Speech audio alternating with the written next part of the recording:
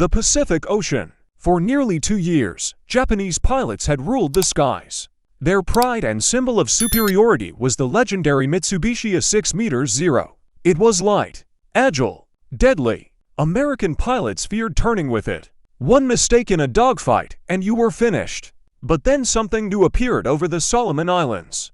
A strange aircraft with bent wings, a massive propeller, and terrifying speed.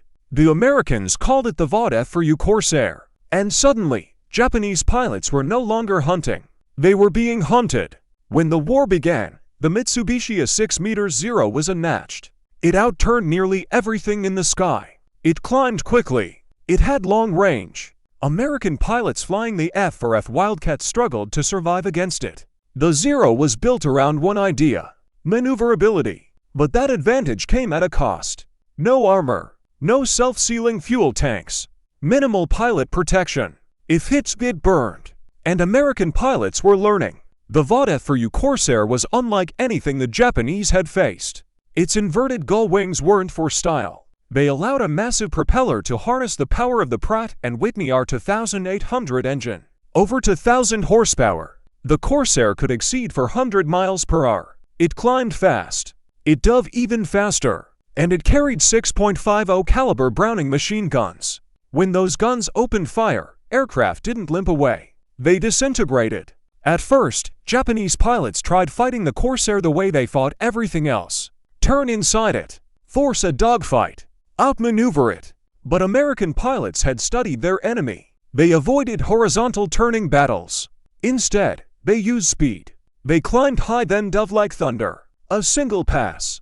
A burst of fire. Then back into the sky before the Zero could react. The Japanese realized something terrifying.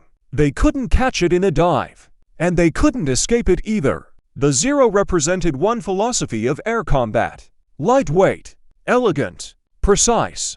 The Corsair represented another: power, protection, firepower. It had armor plating, self-sealing fuel tanks, durability. A Zero could shred a careless opponent, but a Corsair could absorb damage and keep fighting.